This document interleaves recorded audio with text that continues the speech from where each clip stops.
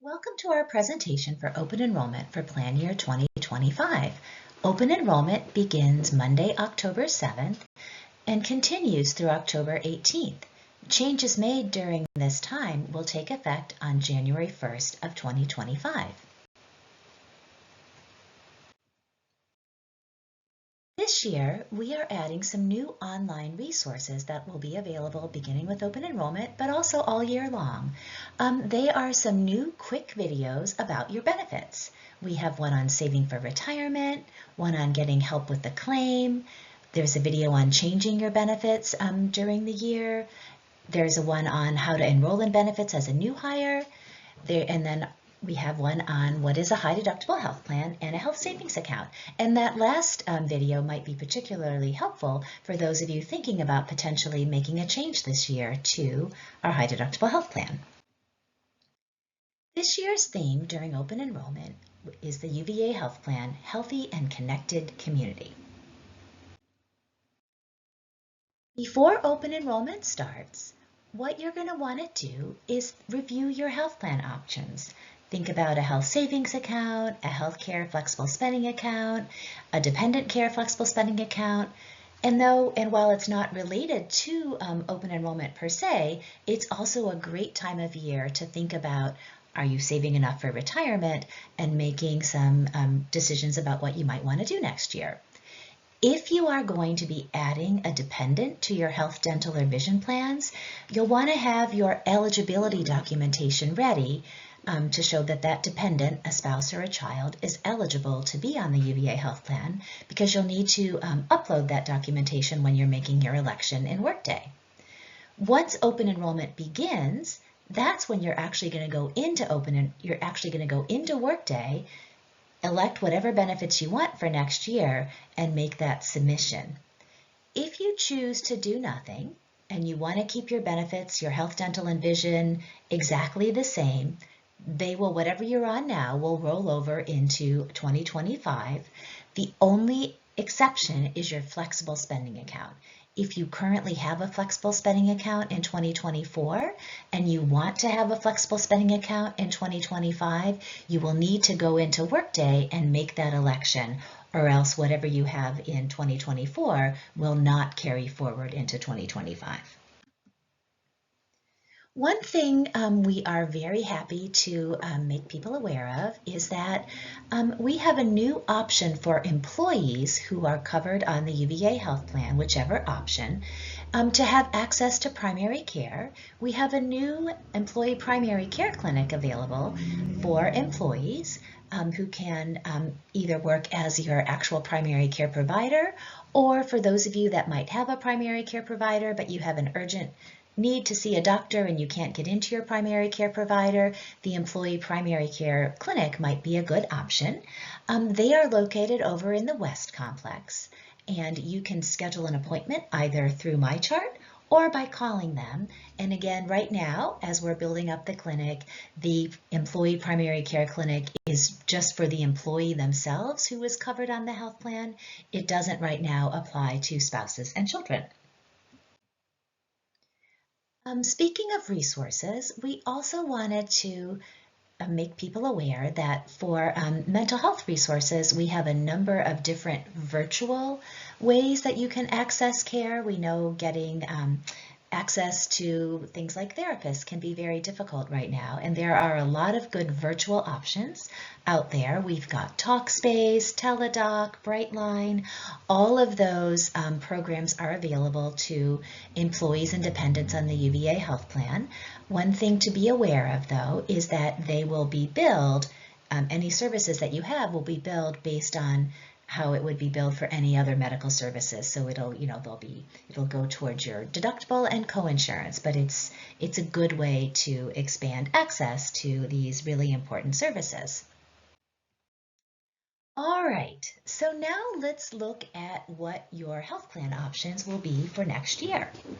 So fortunately, the UVA health plan has 3 options that employees are eligible to pick from. The current deductibles, copays, and the coinsurance that apply now to the 3 options aren't changing at all for 2025. They're going to stay exactly the same. What is changing though is the name of a couple of the health plan options. So the plan currently called the basic option is now going to be called the health savings option, and the option currently called the value option is going to be called the UVA PPO option. The choice option is remaining with the same name, choice. Again, the deductibles, the copays, and the coinsurance aren't changing at all. It's just the name of those two options. So basic and value are changing to health savings and UVA PPO. And we're doing that to try to have the names highlight key features of the plans or of the options.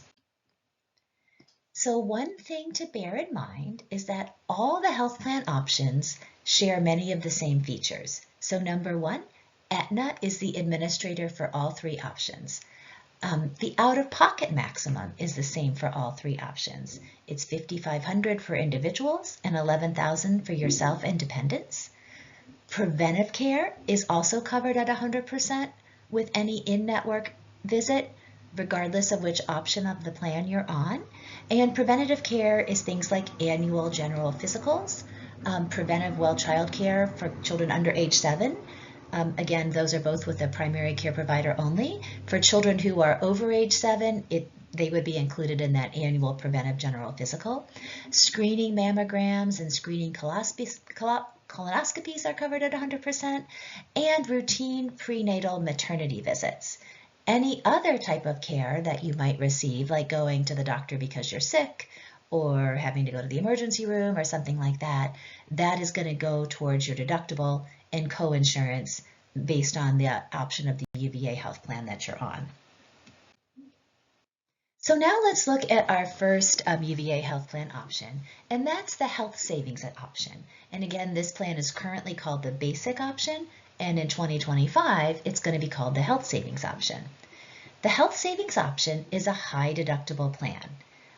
People on the health savings option, if it's just you on the plan, will have a $2,000 deductible, and employees who have dependents on the plan will have a $4,000 deductible, and that's a joint deductible. So for individuals that have dependents on the plan, that $4,000 applies to every dependent, and once the group somehow gets to $4,000 collectively, they are considered to have met that deductible, and then the coinsurance applies. And the coinsurance on the health savings options is 20% after you've met your deductible. So in an individual example, I'm just myself on the plan. I've paid that $2,000 in a variety of different, for different claims. Once that happens, I move into the 20% coinsurance. If it's me and dependents, once we all get to $4,000, the coinsurance starts to apply. Prescription medications also go towards your deductible.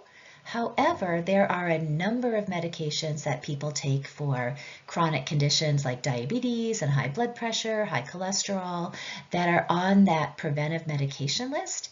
And if your medication is on that preventive medication list, it skips that $2,000 or $4,000 deductible and goes right to the coinsurance. In order to be on the health savings option, you must be eligible for enrollment in a health savings account to elect this option. And so let's talk about that health savings account.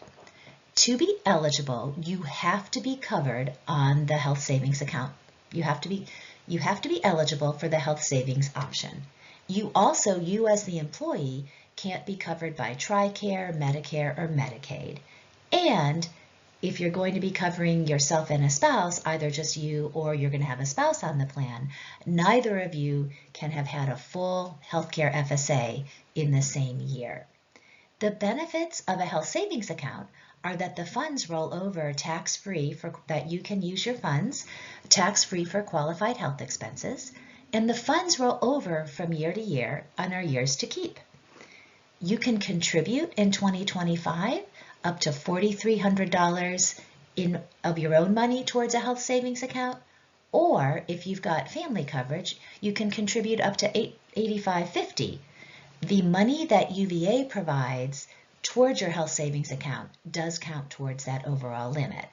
And speaking of that, when you're on the plan at the beginning of the year, If it's just you on the plan, UVA provides $1,000 into your health savings account, which then you can choose to also contribute to. And if you have family coverage, you'll get $1,500. And those HSA seed funds are paid out in conjunction with the first paycheck of the year. They go into your account about 4 or 5 days later after the first payroll of the year.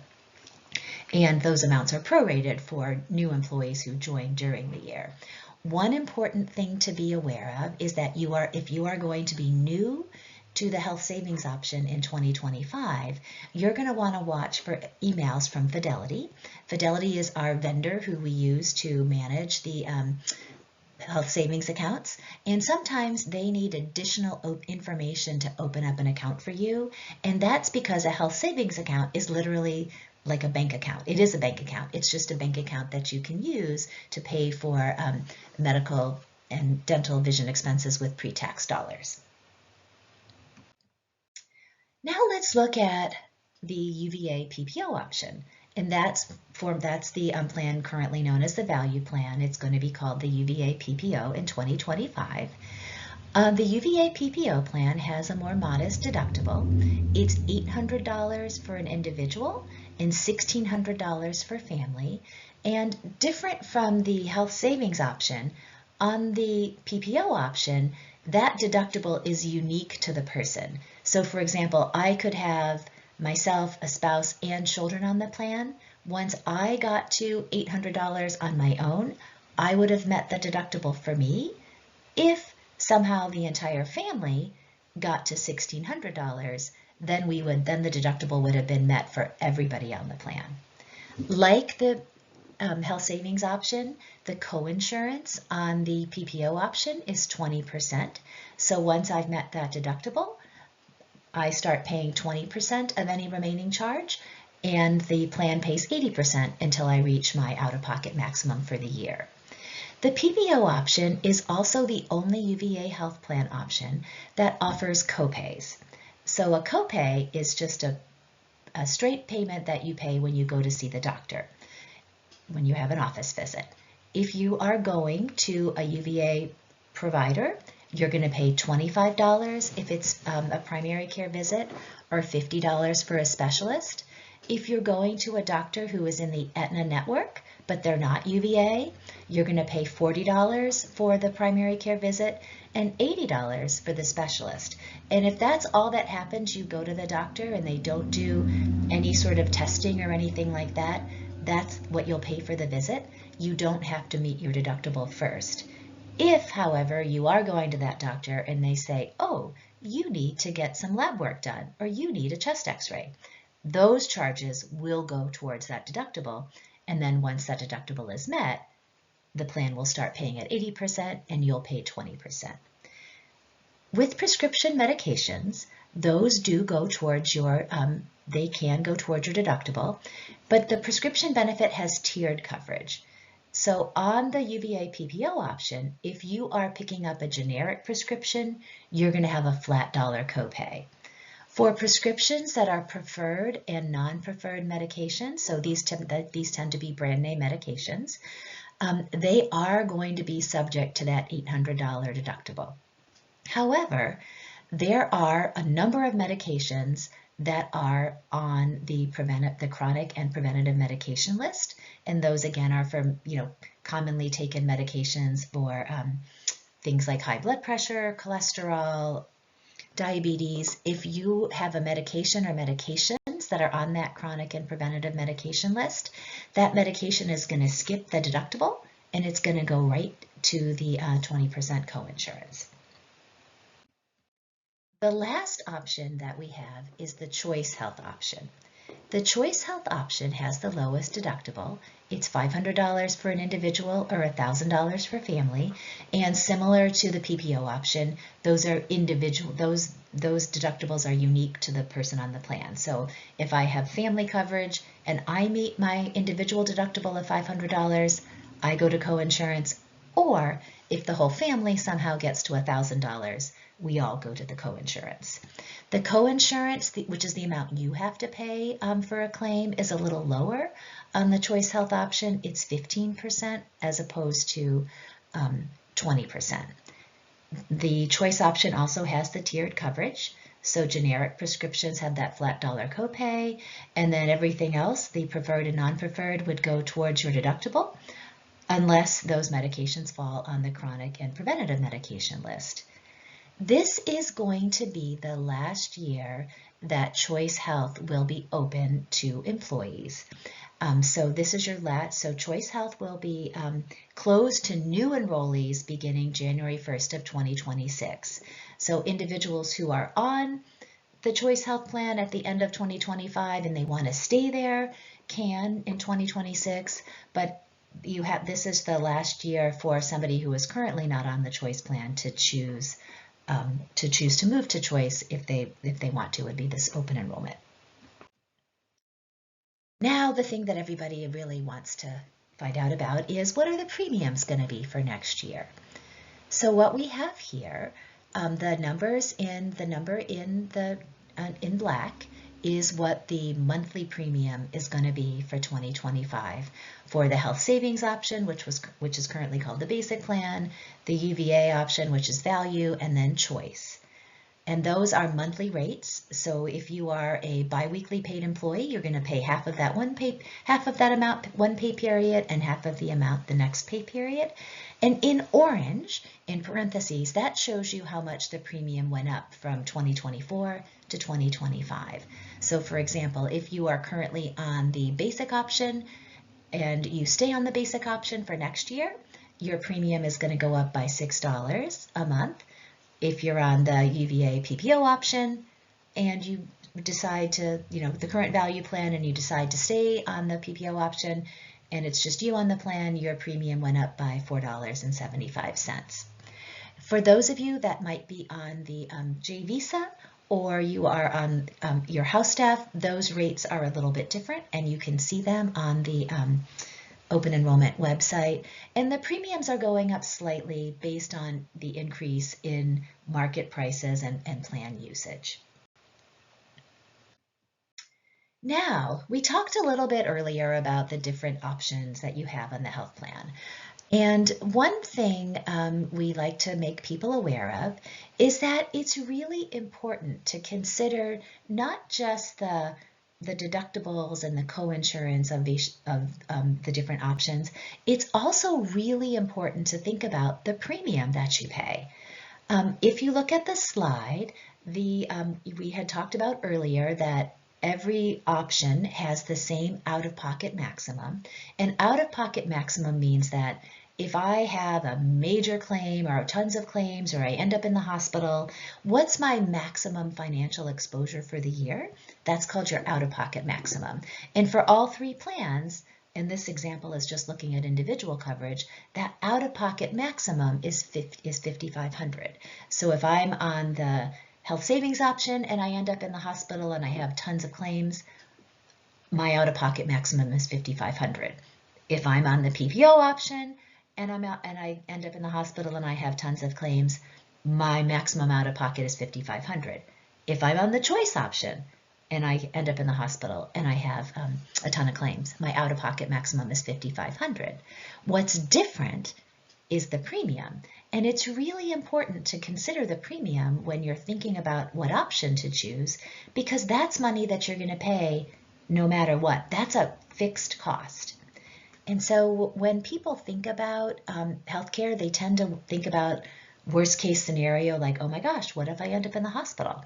And if you look at this, what this slide is trying to show is that if, for example, I'm on the health savings option and I end up in the hospital, my premium over the course of the year is quite low. It's $432.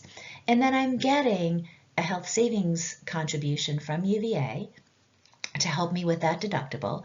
So really, in this scenario on the health savings option, if I end up in a serious medical situation, my net cost to me is $49.32 for the year, because that's that combination of the lower premium, the fact that I have money in getting money towards my health savings account that I can use for expenses.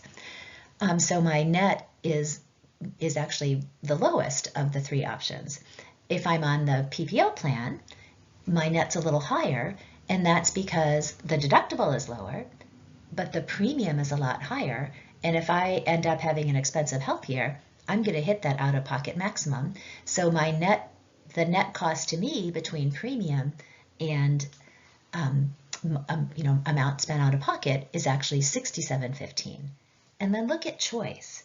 If I were on the choice plan, which is the plan that people tend to think of when they have a lot of medical needs and they're like, I go to the doctor all the time, I have all kinds of tests, I take all kinds of medications, my risk of being in the hospital is really high, I really want the choice plan.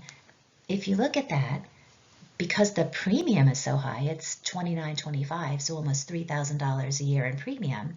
Ironically, if I were hospitalized or had a ton of expenses and I'm on the choice plan, I've actually spent $8,425 that year because the premium is so much higher. The deductible is lower, true statement, but the premium is a lot higher. And if you look at the difference in premium between what you pay on the health savings option and what you pay on the choice option, you're actually paying more in premium. That comes out to a little over $2,400 than your deductible. So just food for thought.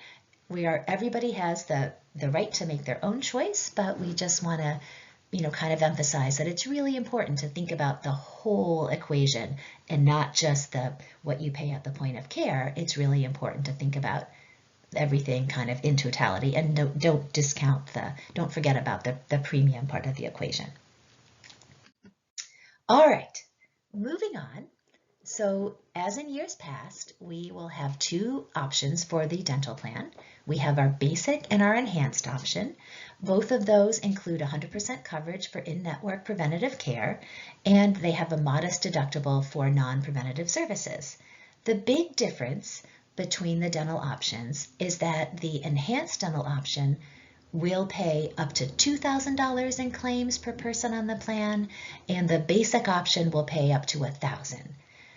So if you are somebody that just goes, maybe goes a couple times a year for checkups and you have the odd cavity, the basic plan might be just fine for you because you're probably never going to have expenses that get anywhere near $1,000. If, however, you have a lot of dental work that you need, or maybe you have a child that are looking at getting orthodontia, the enhanced plan might be a good option because it's the only one that covers orthodontia, and it'll cover up to $2,000 in expenses instead of up to $1,000. Happy to say that the premiums for both the dental plan and the vision plans aren't changing. They are staying exactly the same as they are this year. And you can cover, if you are an employee who has a spouse that has access to health insurance through their own employer, they're not eligible to be on the UVA health plan, but you can cover them on dental and vision. So speaking about vision, there are two different things. So everybody who is on the UVA health plan automatically has a vision discount through Aetna. If you'd like, though, you can purchase vision insurance through Davis Vision. And Davis Vision covers an annual eye exam, and it also gives you a credit towards either glasses or contact lenses. And you can elect, if you don't have Davis Vision right now and you want to elect it, open enrollment is your time to do that. It's also your time that you can, add or drop people to the plan. All right, a little bit earlier in the presentation, we touched on flexible spending accounts. And there are two different types of flexible spending accounts. There is one for a flexible spending account for healthcare, and this plan is open to employees who are on the UVA PPO or the choice plan.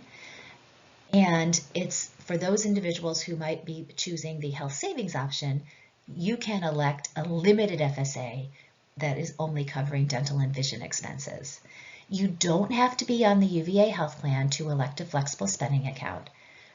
The benefits of a flexible spending account is it allows you to contribute pre-tax dollars through payroll deduction that you can then use to pay for medical, dental, or vision expenses with pre-tax rather than after-tax dollars.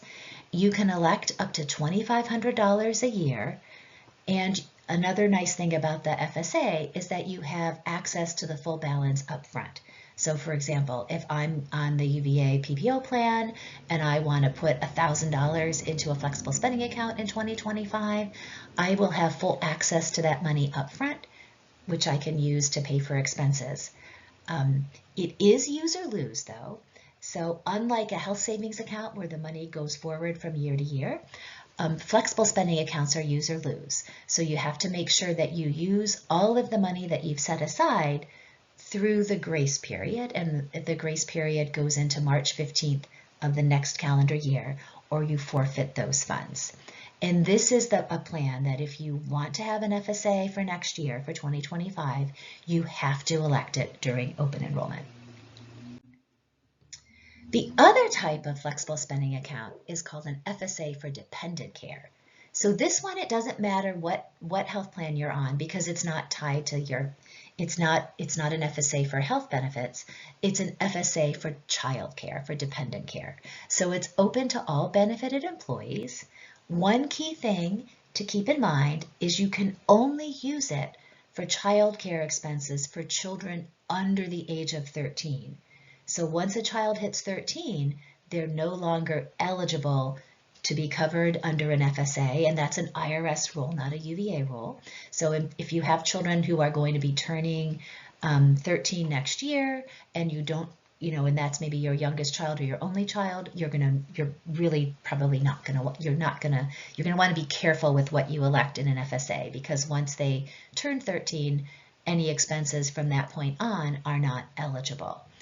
You can contribute up to $5,000 per year if you're filing taxes jointly, or $2,500 if you're filing single, and there is a household limit of $5,000. Unlike the FSA for healthcare expenses, FSA for dependent care expenses are only available once they are deducted from your paycheck and in your account. And similar to the healthcare FSA, dependent care FSAs are use or lose, so you must use those expenses by no later than the grace period of March 15th into the next calendar year, or you forfeit those funds. Something else we always like to point out too is that, again, this is a child care account. So if you're looking to have a healthcare FSA, that is where you can cover medical, dental, and vision expenses for dependents, but a dependent care account is really for child care, or if you have an adult dependent who's incapable of caring for themselves, you can use a dependent care FSA for that too. So again, electing your FSA, you must do that during open enrollment. If you don't re-elect, whatever benefit you have this year is not going to carry forward into 2025. And you won't be able to elect an FSA unless you have a qualified life event that applies in 2025. And you definitely do not elect a full healthcare FSA if your spouse is going to be electing a health savings account. So whether that spouse might work at UVA or maybe they work somewhere else, if they're on a high deductible health plan and they have a health savings account, you don't want to elect a full healthcare FSA at UVA. So that covers the the traditional benefits that go along with open enrollment, the things where you can only make changes during open enrollment. But open enrollment is also a time where we like to highlight other benefits because it's a time of year when people are thinking about benefits generally. And one thing we like to really highlight is, are you saving enough for retirement? So in addition to your core retirement plan at UVA, you have the option to save through optional contributions to either a 403B with UVA or a 457 through the Virginia retirement system.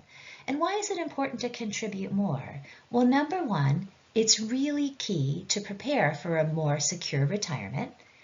You're eligible to receive a cash match when you contribute, and the money grows over time. When you're saving for retirement, you can also choose to do it one of two ways. You can do it as a pre-tax savings, where you're reducing your taxable income in the present, or you can do it after taxes, where you're putting in money after tax, but when you're pulling that money out at retirement age, you don't have to pay taxes on it. And it's never too late to start. It doesn't matter if you're, 26 or 66, it's always a good idea to start saving.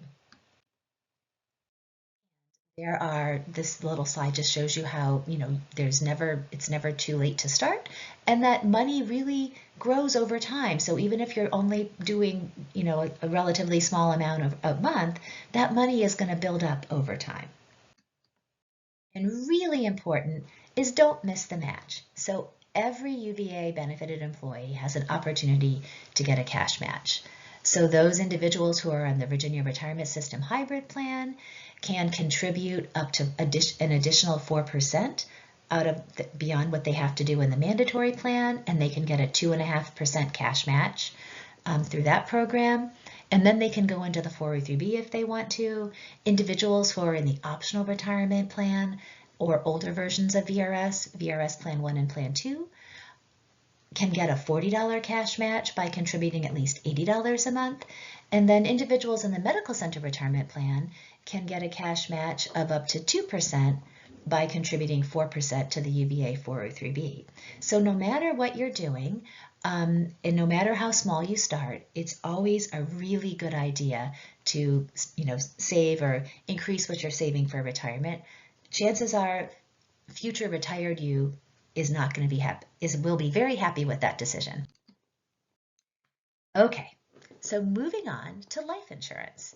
So all benefited employees have basic life insurance that's provided by UVA. Individuals who are in the optional retirement plan and the medical center retirement plan who already have optional life are able to make a request during open enrollment to increase that life insurance without going to answer medical questions.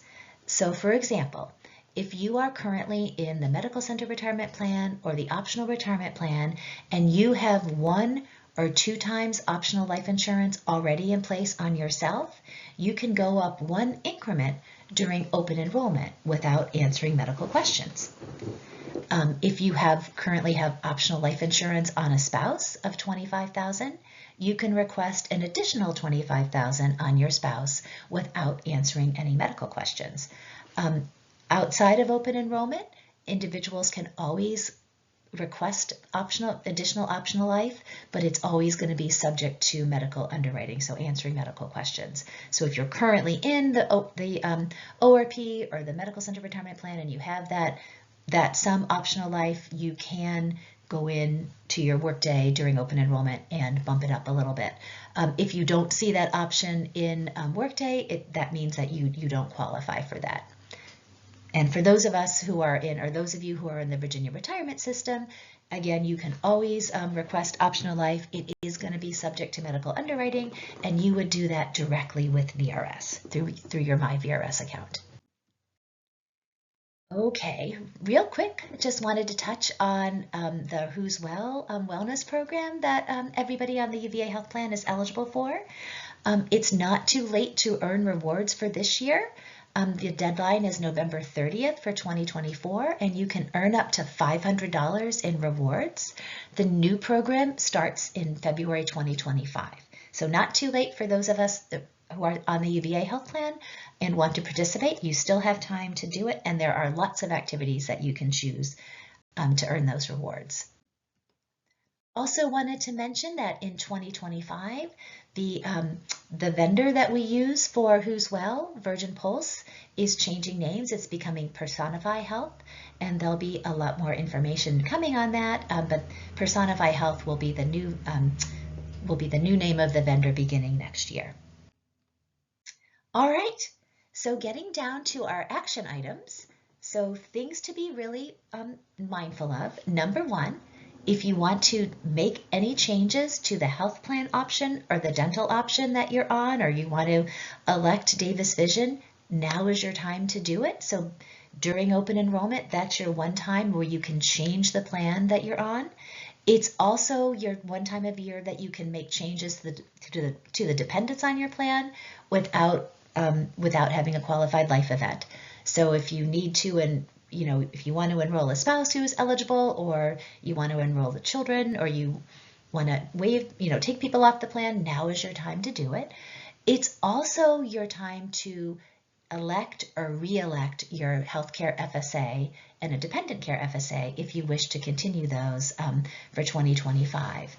When you're making your elections, we recommend that once you submit your elections in Workday, that you print out your confirmation statement, that it'll prompt you to do that once you submit. That's always a really good idea, just to hold on to it, just to make sure that, review it carefully, just make sure that everything that you've elected during open enrollment reflects your desired enrollments. Really important for new people on the health savings option that you watch for communications from Fidelity so that we can open your account. If they're not able to open your account within 90 days of the account starting, then you're going to forfeit that employer contribution. So just make sure that you look for emails from Fidelity.